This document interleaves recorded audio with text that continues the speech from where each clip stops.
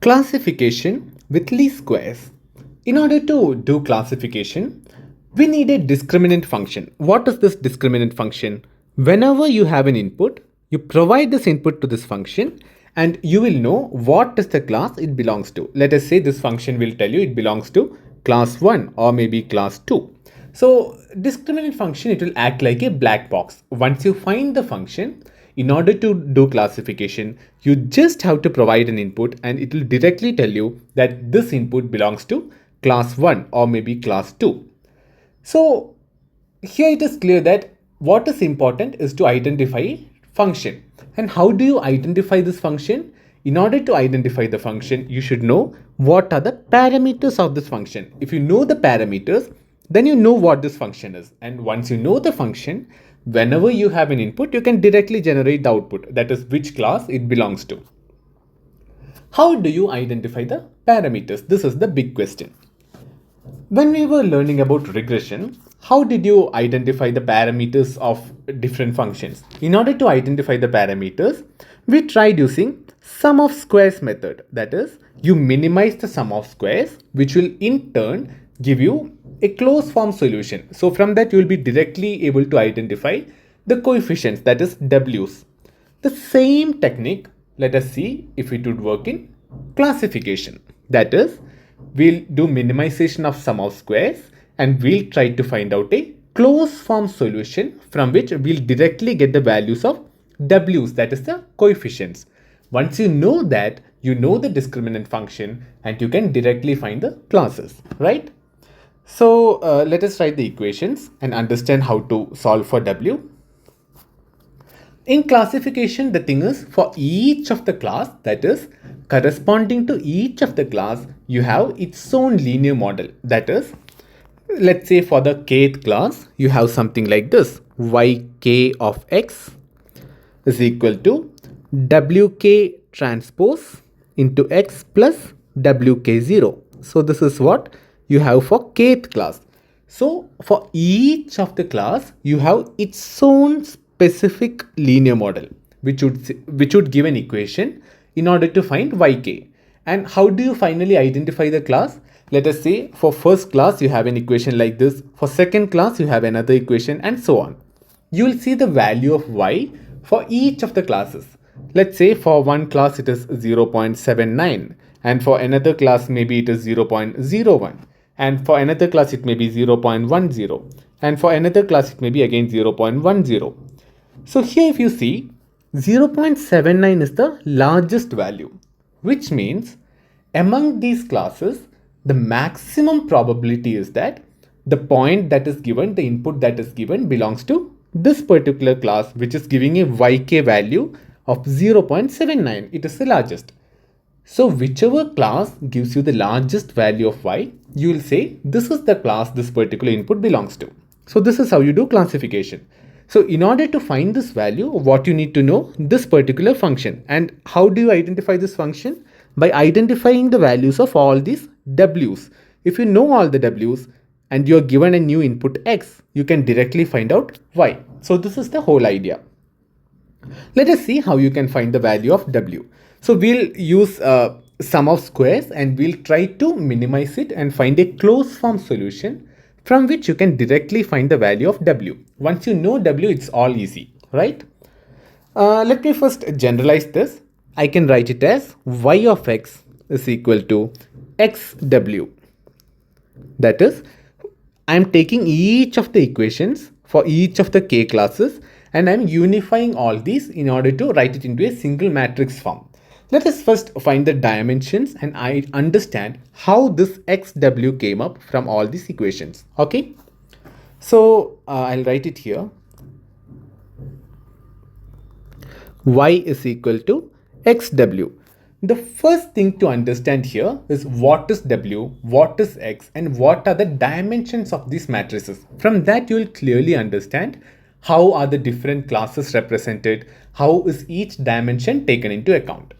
So our equation was initially w transpose x plus wk0. So initially it was something like this: yk of x is equal to wk transpose into x plus wk0. So for each of the class you used to have this equation, and this matrix xw, this you need to understand what are the dimensions and how are these equations represented by this matrix. Okay, first of all, what is w? W is your coefficient matrix. It will be a D plus 1 cross K matrix. That is, it will be a D plus 1 cross K matrix. What is D plus 1 and K? D is the dimensions. That is, each of this W, Wk, it will be of D dimension. Okay, this vector is in D dimension, and you have an additional dimension which is your Wk0. This is the bias term that you have, which you will include into this W and put in the matrix capital W. So because you included this bias term, you need an extra dimension. That is why it will be D plus 1 dimensional. And what is K? K is the number of classes, because for each of the class you have a separate equation of this kind, which means for each of the classes you will have separate Wk, and each of those Wk will be of D plus 1 dimension, right? So in order to represent all those Wk's, you will have W, which is a D plus 1 cross K matrix, in which there are D plus 1 dimensions for each of the K classes, right? So the next thing is X. What is your X? X will be N cross D plus 1. Why is it N cross D plus 1? Because you have N different inputs. N is the total number of inputs that you have. That is, let's say in the training data, you have N different data points. And why is it D plus 1? Because each of the data point is a D plus 1 dimensional data point. So actually the coming data point is a D dimensional data point, and you add a 1. Why do you add this 1? This 1 is to compensate for the Wk0, the bias term. So what will you do? Let us say your input is something like this. X transpose is your input. So you will augment 1 to it and it will become 1 X transpose. Okay, so this is your final input that you will put into the matrix X. So this 1 you are adding in addition and you are making it a D plus 1 dimensional vector. So initially your incoming X is D dimensional, and this 1 is the additional value that you are adding, so that it gets multiplied with W0. Okay.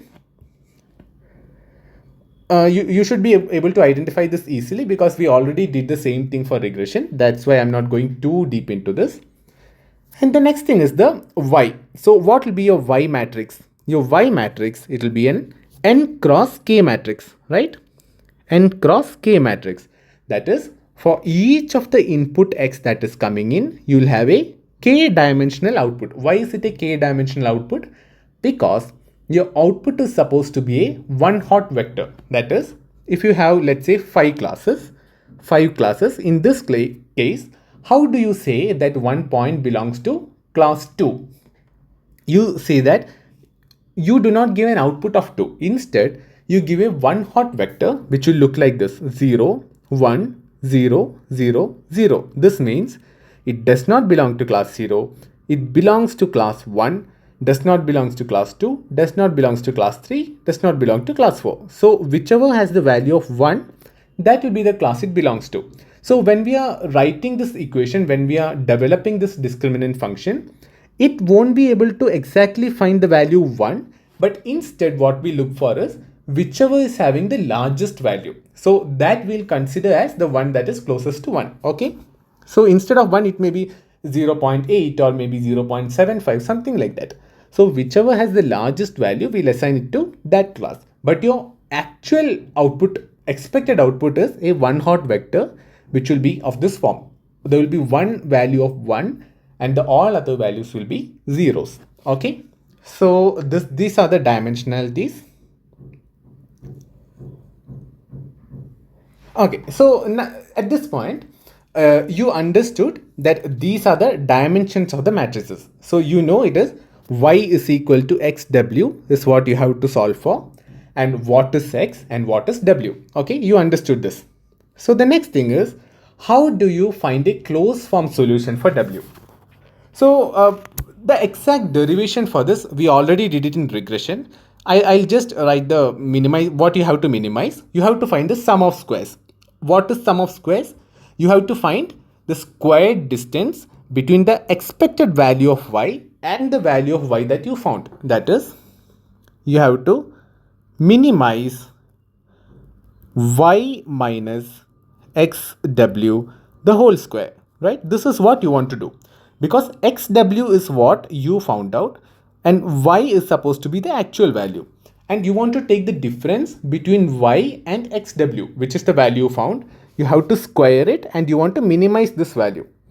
Whichever value of w minimizes this, that is the optimal value of w you can use. Okay, so this I'm not going to solve this completely again, because we solved it in regression and it will be a repetition for you. So if you are just watching this lecture, please go to the derivation of regression, linear regression derivation. There we clearly explain step by step how you derive it from this equation. How do you reach the final closed form solution of w? Here I'll directly write the closed form solution, that is w is equal to x transpose x whole inverse into x transpose y. This is the final closed form solution for w. We already did it in regression. The steps are exactly the same. So once you do this sum of squares solution, once you solve this, you will reach here. What does this mean? This means if you know the value of input, that is, when you're training, you are provided a set of inputs, right? Set of inputs are provided, and you are also provided corresponding outputs. For each of this input, what is the corresponding output? If you know that, that is, this is x and this is y. If you know both x and y, which is the training data, you do x transpose x on the matrix x, then you take its inverse, right? And then you multiply with x transpose, and finally multiply the whole thing with y.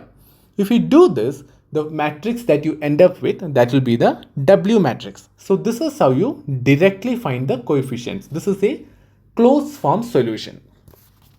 So one thing we'll do, I'll just show with a random example just to get an idea, okay? So let us say you are having two-dimensional data, okay? Then maybe let us say you are having 4 data points to start with. So it will look something like this: 2, 1, 3, 2, something like this. This will be your matrix X. There will be 4 rows in it. Then correspondingly, you will have a matrix Y which correspond to this X. Let us say this is 2-class classification. So let us say first point belongs to class 1, second point belongs to class 2, third point let's say belongs to class 2, and let's say fourth point belongs to class 1. Okay. So why am I writing 1, 0? This is a one hot representation, that is belongs to class 1, does not belong to class 2. That is what 1, 0 means. Okay.